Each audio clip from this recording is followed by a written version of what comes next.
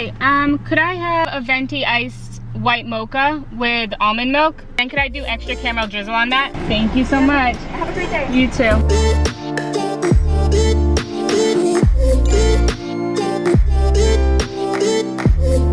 Welcome back to my channel. I had you guys ask me on Instagram if you had any questions regarding content creation and all of that type of stuff. You guys popped off. This is going to be questions answered about content creation and the influencer industry. And we're going to do it because obviously if I did this like, you know, a sit down question and answer, it would be boring. It would be long, it would be boring, and no one would watch it. I'm going to do it vlog style.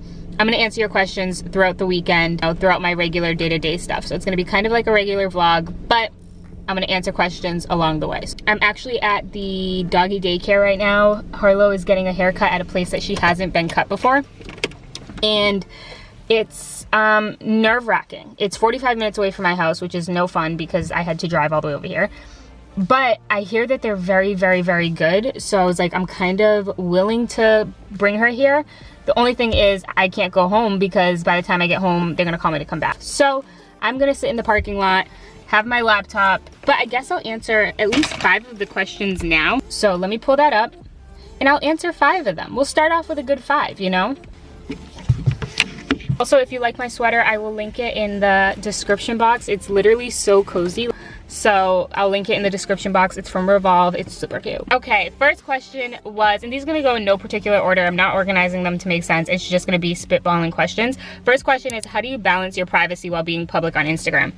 So a lot of people I know that are, you know, influencers on Instagram actually have a private account that they kind of just share with their family members and their like family and close friends and stuff like that. I don't have that. I don't need to do that. I'm very close to my family and friends personally and in person, so I don't need to have like an Instagram just for them. But then also like the privacy stuff of like concerning where I live and all of that. Try not to post like my street or try not to show my car a lot. Like inside my car is fine, but like I try not to show my license plate. Like I've had some people who are very kind of stalkerish, and it's not fun. It is weird. It is a little bit scary. Next question is, should you not do like for like and follow for follow? I did that at the beginning when I had like 3 or 5K, and I would sit on my phone for like an hour a day and I would just like people's pictures on my explore page. I think that's different than the follow for follow thing, but I definitely did the follow unfollow thing when I was younger, like when Instagram first started, but it's not good because they're all ghost followers. I would stray away from it because I don't think it's helpful. I would try to be more intentional with who you're following and who you're liking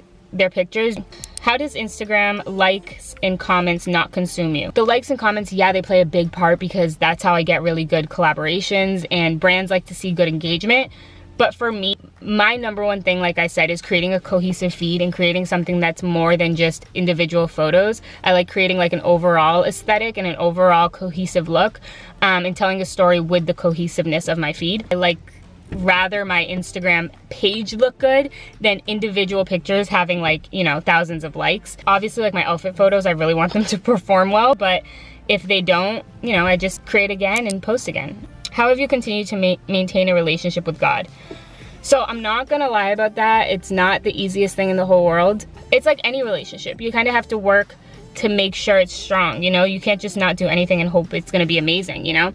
But I think ever since I've started the whole Bible in a year, it's been so much better. Like I make sure I read the Bible every single day, and I'm learning so much about God's plan. It's so amazing reading the Bible, like through the whole way through. It makes so much more sense. It's so interesting, and it's definitely building my relationship with God, and I'm not even realizing it. Find something or find a way to make yourself be on fire for God, you know? Like just push yourself, whether that's finding a really awesome devotional that you love that's super relatable by somebody who's super relatable, or even like joining a group of Christian people who, you know, keep you accountable and share different verses throughout the day, and just you interact through very meaningful conversation with these people. Whatever kind of floats your boat, you know? I use the Bible app, and I'll link it down below so that you guys can definitely check out the Bible app. It's great. There's so many different plans on here. I'm doing the Bible in a year with Nikki Gumbel, and he does a great job kind of breaking it up.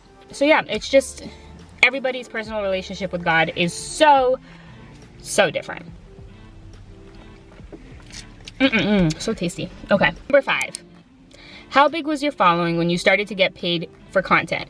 / what follower account is appropriate to start asking for compensation?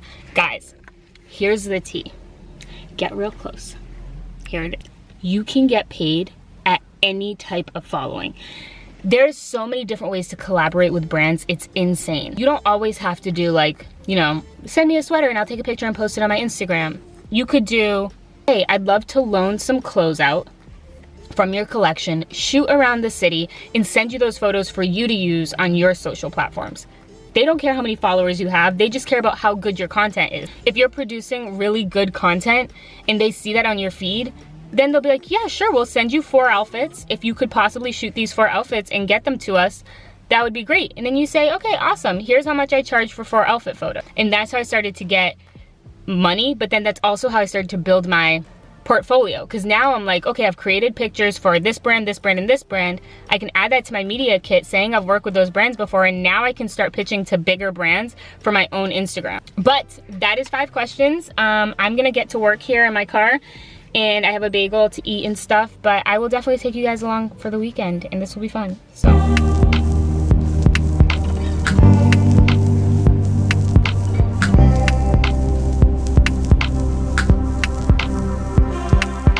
Hey guys, so it is clearly nighttime. Actually, I don't know if you can tell that it's nighttime, but it's very much so nighttime. It's 9:50 p.m. Wanted to come on anyways and do 5 more questions with you guys. Actually, I'm probably not gonna do 5. I'll probably do like 2 more.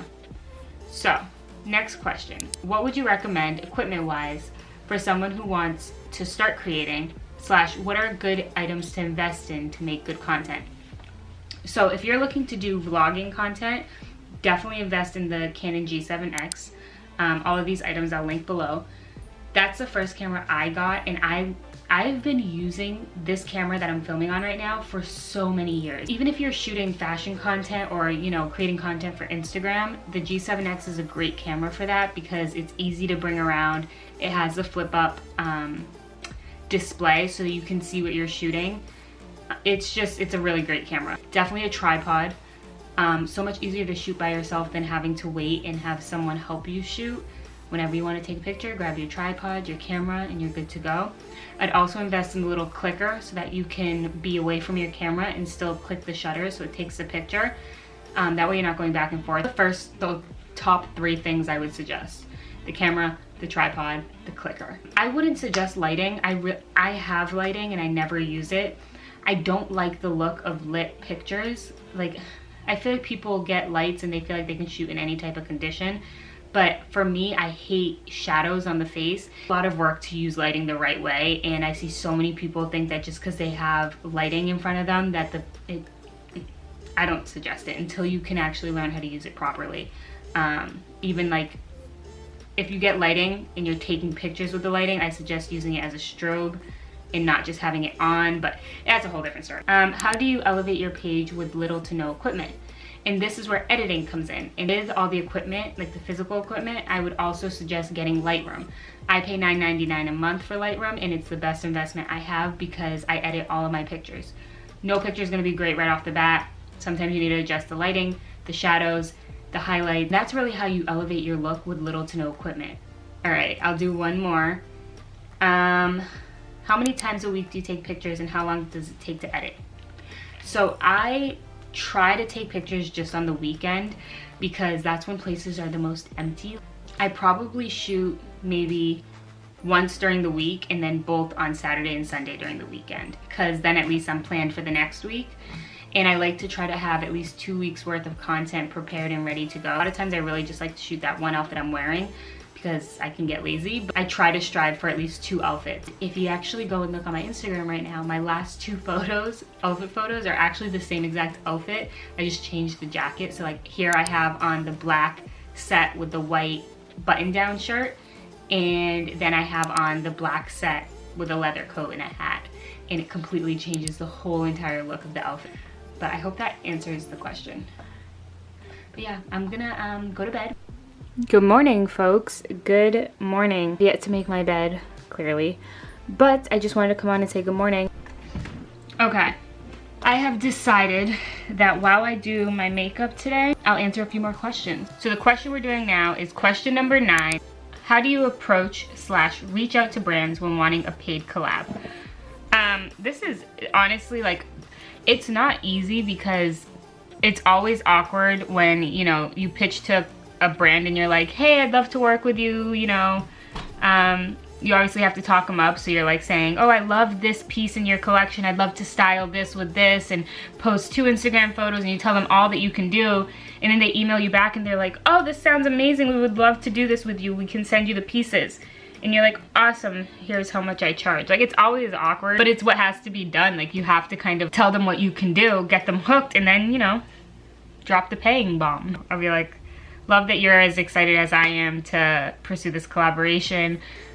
Here's my media kit with how many people you'll be reaching by using my platform, and here's how much I typically charge for these deliverables. Something like that. But yeah, let's do my eyebrows and come back. Next question is question number 10. How do you connect with other influencers? So this is a good question because I know I've said not to like join engagement groups and stuff like that because it actually brings your engagement down and it kind of flags your account to Instagram. However, if you want to gain relationships with other influencers, just reach out to them. You know, I don't know, like just make conversation with them like you would if you met someone like at school or something. I don't know. So this is my outfit for today. I'll break it down for you guys. It's this quarter zip little sweater, this white tee. We're gonna pair it with their new black pants. So it has a little belt and then it also has these little pockets. It has like a taper leg, so it's pretty cute. I'm hoping it fits well. Let's try the outfit on. I'll show you guys right now. Okay, so this is what it's looking like. Very cute. Don't mind it at all. I feel very short though. It is a cute little vibe. So I don't know what shoes I'm gonna wear. I might wear my slides. Ooh, how about these? This is the look. I'm just gonna wait for Brianna to come home. This is the life of an influencer, guys. Look at all the boxes. Waiting for Brianna to come home so that I can go shoot this look. It's gonna be chilly. I'm gonna be so cold shooting this, but it is what it is. It'll only be for a little bit and then I'll get back in the car, I'll be fine. While I wait for Brianna, I'll answer another question. How old were you when you decided to take this full on? My second year in college. So I was about 19. You know, I was looking at blogs, I was looking at people's blogs, I was looking at Instagram. I just wanted to work in the fashion industry without having to work in the fashion industry. I didn't know how to do that. So this is the best way to do it. And I think that was probably in college that I decided I wanted to do this full time and that I was gonna do everything I could in my power to make sure that by the time I was 25, I was doing this full time. Because I knew that 26, I would have to buy my own insurance and be off my parents' plan. So I said if I could be full-time by the time I was 25 and I was secure, then I could quit whatever job I was doing at that time, pay for my own insurance, and be good. So 25 was my cusp, and I'm 25 now and I'm doing it full-time. And I started it full-time in March of 2020. So it hasn't been too long, it hasn't even been a year yet, but I'm loving it, it's amazing. So yeah. All right, so I just took some pictures, came out great. I'll put a few here so you guys can see a little preview. But the next question was how I feel about hashtags. Do they help you gain followers? They definitely help with your engagement, 100%. I don't use them anymore because I used to hate searching for relevant and good hashtags. But yeah, one of my posts got like, it was like over 10,000 views just from the hashtags alone. I think that they're definitely helpful, but it's so hard because I don't use them anymore and I haven't for like over 5 months. So I don't know how Instagram feels about hashtags. I know with the election, you know, it was not as great and things weren't looking so great with hashtags and they kind of shut them off. So I would kind of just try to find other ways right now or do your research on it because I honestly am probably not your person to answer that. Taylor, what did you just do? So I just took some pictures. So set up. I just took some pictures. I actually had the mirror against this here and then I just took some pictures. Cute little set by Dynamite. I think this is my favorite thing that Dynamite sent me so far. I think this is my favorite. I was just editing the pictures and decided why not answer another question. Question number 13. Okay. So Taylor, does the majority of your finance come from your Instagram or YouTube? Instagram 100%. I actually haven't made any money on YouTube yet. We're still growing the platform, so please like, subscribe, share, help your girl out. Okay, so I think you can hear me. So I think I'm gonna do another one. So basically guys, it's been a content creating kind of day today. I did an outfit photo out and about, and then I came home, made lunch, and I decided since I already have like my hair and makeup done, why not do another one? So I did both of the Dynamite photos that I had to do. I did them both today, which is great. So another question I got was, what occurred before you decided you were stable enough to support yourself? / how long did it take for you to make a living off of this? Very similar question to like what I've answered before. But once I started making connections with brands, and I made enough connections that I could kind of like reach back out, and definitely try not to do like the one and done type of collaborations where you just post one photo with a company and you move on. Definitely do something that's long term. Always look for long term, because it's better to be stable long term than short term. I am here sitting in my living room. Harlow's sleeping. She squeezes herself in the weirdest areas. And I'm trying to get work done. However, I just keep thinking about how messy my room is right now. So I'm wondering, I also really want a milkshake, and I bought Ben & Jerry's half-baked ice cream, and I really want to put that in a blender and make it a milkshake. It's 2:26. I'm wondering if I go upstairs, clean up my room really fast, then I can come downstairs, make a milkshake, and I'll sit and finish work.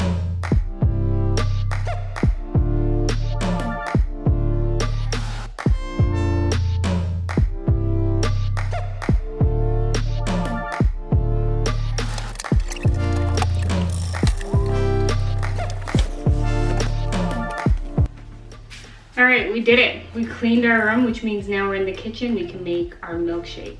But before we do that, why not answer another question? So the next question on the list is, I want to do more reels, but I feel like I don't have the right lighting. Any tips? I actually don't use lighting for any of my reels. I think I discussed a little bit earlier in this vlog that I don't like using artificial lighting unless it's for like using it with strobes. I just use natural lighting. I don't film on days that are cloudy. Like today's very cloudy, and you can actually tell how cloudy it is because you can see how the room without the light on is very blue. So I only film on days that are super sunny, but I only shoot on days that are very cloudy.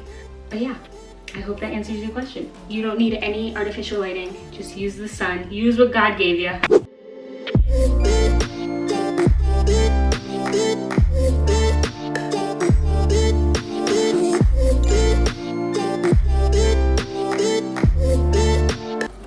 Okay, so that's done.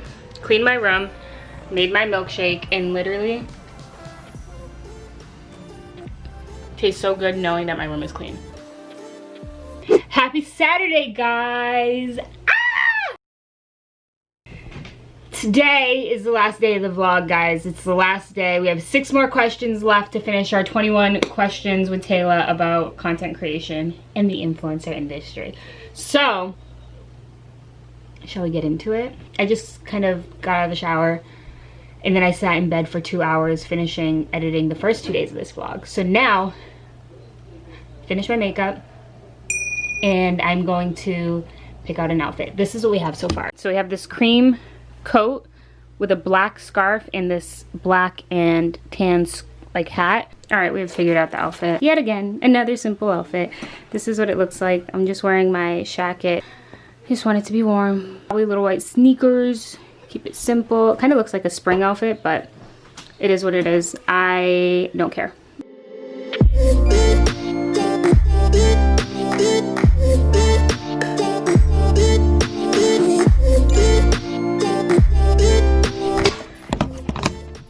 Come here. Let's show the world that we're ready. Harlow and I are ready. How many times did Mama change her outfit? Too many times. Too many times. I think we're gonna answer a question now. So let's do this. The next question on the list before we get to the shopping place. Hold on, my mom just wants to get a quick car accident. You just want to do a quick jolty Jew. Oh my god. In danger.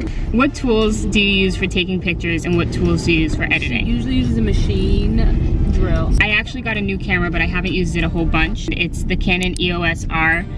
I'll link it below. I also use my vlogging camera, which is the Canon G7x, And then for editing, I like to use Lightroom. I kind of only use Lightroom, but to edit stories, I use the Tezza app. So those are really the only things that I use. Simple, easy.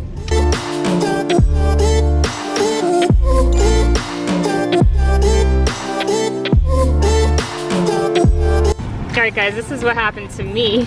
It doesn't work at all. I can't swipe up, can't unlock it. It's just broken. Alright guys, so I'm home. As you saw, this is what happened to my phone. Literally so broken. So I just spent the last 2 hours at stupid Verizon buying a new phone. So this is the 12. So yeah, now I'm home. I realized I didn't answer any questions for you guys today, so I'm gonna answer the last 5. I couldn't answer any questions during the day because all my questions are on my phone and I couldn't access them. This phone is restoring to the iCloud backup and we'll be good to go. This is the next question. How do you push through a collaboration / shoot when you're in a funk? So this has happened to me many times before. Basically what I tell myself is like, this is my job. There are days that suck, just like how any other job has those days. But what you have to do is literally just push yourself. Like there's no other option. Just tell yourself you have to do this. There's no option. Don't think about it, just do it. What are the most important things to know about becoming an influencer? The one thing I was never ready for was the hate, I guess. The people who are just mean on the internet. Like there are some real die-hard trolls out there. This one girl decided that it was very necessary for her to message me and tell me how much she hates that I'm a Christian, and it's just like, why do you feel the need to tell me? Because it's not like I'm gonna say, oh okay, I'm so sorry that offends you, I'll stop talking about God. Like that's not how it works. So she was like, unfortunately I'm gonna have to unfollow you. And I was like, okay. I didn't even say anything to her. I try not to shed any light on the negativity, so I just deleted her message and kept going. But so that's one thing. It's not the most important thing to know about becoming an influencer, but it's just something that no one ever told me about and I wasn't ready for. One of the most important things to know is just kind of educating yourself about the finances and the money side of it, because yeah, it's great to make money posting pictures, but there's so much more to the money side and the business side of it, because when you're an influencer, you're running your own business, guys. You are the CEO of your own business, and that can be very scary. You have to have everything in order, so all your paperwork, it's just a lot. So definitely do research about that. I feel like there's still so much I need to know. How to create a rate card / media kit / how do you know what to charge? The media kit is actually pretty easy. It basically just consists of your engagement, your demographics, following, and just a little bit, like maybe like a 2 to 3 sentence blurb about yourself. You can add in like your profile picture on Instagram. It's supposed to be really short, simple, sweet, and to the point. No one wants to be reading a ton of stuff on a media kit. Just 1 page, don't go crazy. 1 page, that's it. The rate sheet should just have everything that you offer. So it's like, you know, how much you charge for a reel, how much you charge for Instagram photo, how much you charge for an Instagram carousel with 2 to 3 photos, everything you offer. And then always put at the top starting rates. Yeah, you may charge a certain amount for an Instagram photo, but if they want that Instagram photo in like 3 days, you're obviously gonna bring up the price because now they want that expedited. The same way you'd pay for expedited shipping, that's basically what they're doing. My friend Kaylee and Nicole told me that one. So that's basically that. When Brown is here. Phone broke. It broke. You got a new one from Verizon? Okay, and then to know how much you charge, guys, everyone asks this question. How much do you want to make? You are your own CEO. The same way CEOs make the prices for the things they sell, you make the price. If you want to get paid $500 to post an Instagram post, sure. If you want to get paid $1,200 to post an Instagram post, sure, it's your business, so you can charge however much you want. Question 20.